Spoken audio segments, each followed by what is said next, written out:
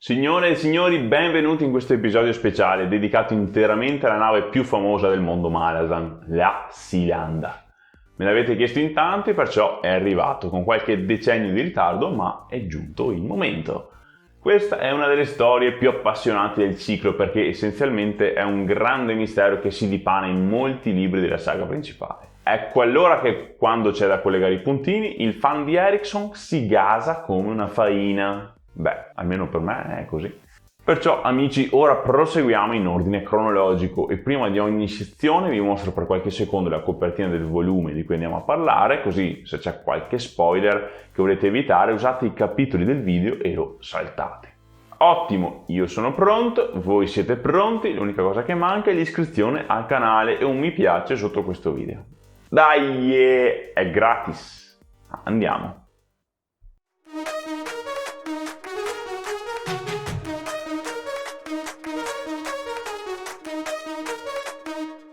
La Silanda è un elegante dromone preimperiale che ha 3 alberi e 2 banchi di remi, manovrati da un equipaggio per la maggior parte costituito da Tistandi, ma anche da alcuni umani di Kontali. La nave è stata costruita con legno nero proveniente dall'isola di Driftavali. Ma voi sapete che cos'è un dromone? Si tratta di una tipologia di imbarcazione che veniva usata nell'antichità e nel Mediterraneo. Le prime menzioni risalgono al V o VI secolo d.C. Nata come nave leggera e veloce, tanto da essere utilizzata anche per la navigazione sul fiume Po, col passare del tempo è diventata un'imbarcazione di linea grossa e imponente che poteva arrivare a contare anche 200 rematori. Il nome deriva dal greco e significa corridore. Ovviamente nel corso della storia si sono susseguiti diversi modelli di dromone, ma a noi non interessa scendere così tanto nei dettagli.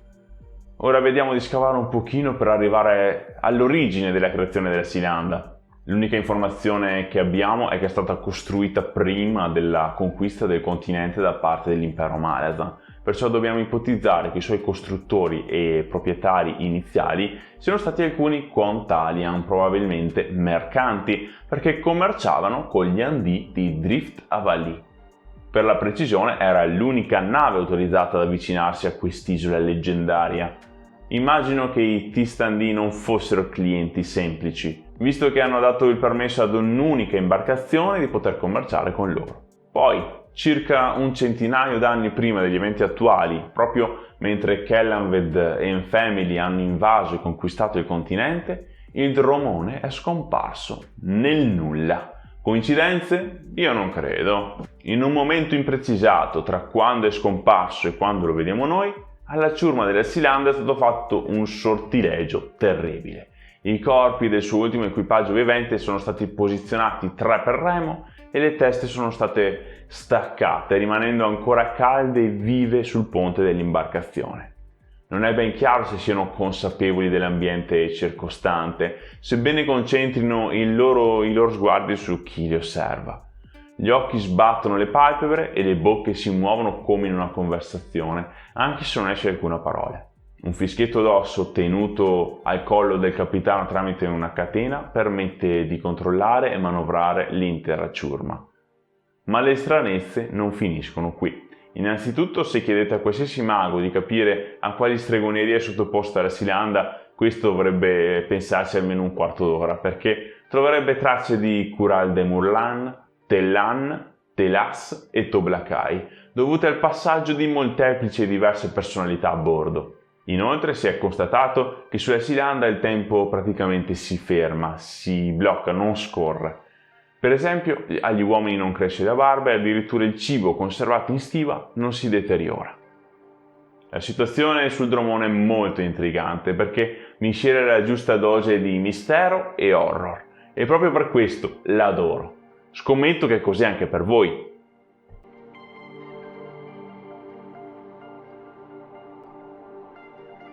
La vera storia inizia qui, quando ritroviamo la Silanda in mano ai Tist-Edur. Non si sa per chi sia stata rubata o perché proprio da loro, ma possiamo ipotizzare che un'imbarcazione del genere potesse far gola a chiunque.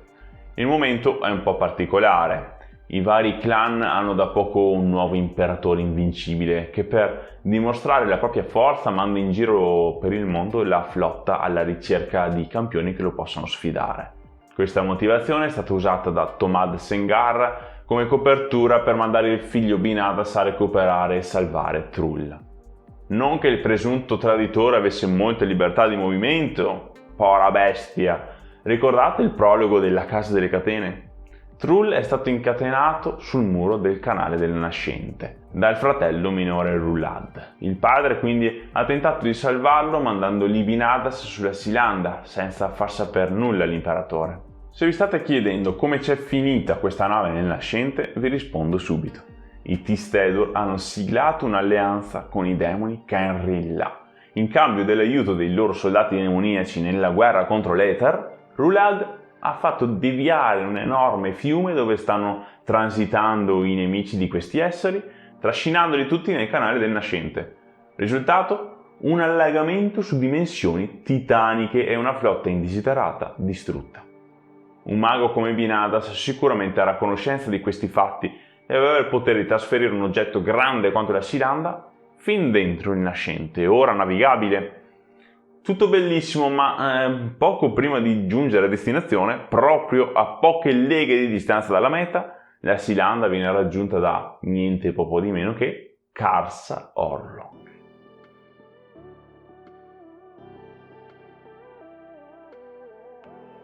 Ricapitolone. Karsa è stato catturato al Lago d'Argento dai Malazan, che hanno tutta intenzione di usufruire delle sue poderose braccia per estrarre del gustoso metallo rosso dalle miniere tatare. Mentre sono in mare, però, i 7 volti nella roccia, ovvero gli dei dei Teblor, che hanno fatto completo affidamento sul giovane Orlong, si incazzano di brutto. Per evitare che il mezzo gigante muoia, creano un'enorme tempesta che trascina la nave in un nuovo canale, il Nascente. I sopravvissuti Torvald e Karsa abbandonano il K-Torch su cui sono arrivati e salgono sulla Silanda che si trova proprio in quel canale e sta navigando verso di loro. C'è un problema. I pochi T-Stedur a bordo non si dimostrano amichevoli. Ecco allora che il Teblor li ammazza. Oh, era da un po' che non uccideva qualcuno. L'ultima vittima è il capitano Binadas, che tenta di usare la magia contro di lui, ma questa volta viene annullata e si becca un bel arpione che lo inchioda alla sedia. Dopo aver fatto fuori ogni essere che ha ancora la testa sulle spalle, il mitico duo abbandona il vascello e a questo punto dobbiamo lasciarli alla loro storia, mentre noi restiamo sull'imbarcazione. Proprio qui appaiono i 7 volti nella roccia. Parlano tra loro delle difficoltà che stanno incontrando nel manovrare il Teblor e poi affermano di essere inseguiti da qualcuno, perciò se la danno a gambe in fretta e furia. L'ultima cosa che fanno prima di sparire è spargere polvere di Otatral un po' ovunque e questo espediente pessimo crea nel cielo una ferita enorme, una vera e propria spaccatura nel canale. Bravissimi! E il riscaldamento climatico, Mi dispiace tremendamente amici, ma dobbiamo continuare questo viaggio insieme in un'altra occasione. Voi siete stanchi, io sono stanco, essi sono stanchi, eccetera. Mi raccomando, se volete andare avanti assieme a me con questi video speciali sulla Silanda, iscrivetevi al canale e condividete il video. C'è bisogno anche della vostra partecipazione, solo insieme possiamo migliorare e procedere. Vi informo che ho creato anche un profilo su Goodreads dove trovate tutto quello che sto leggendo, tutto quello che ho letto, con recensioni e valutazioni varie.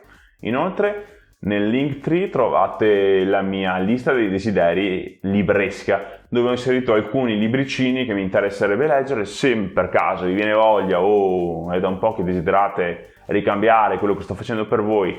Ora potete farlo con un piccolo regalo a forma di libro. Quindi grazie mille per chi guarderà, spulciate pure, date un'occhiata. Noi ci vediamo la prossima settimana. State bene gente, alla prossima!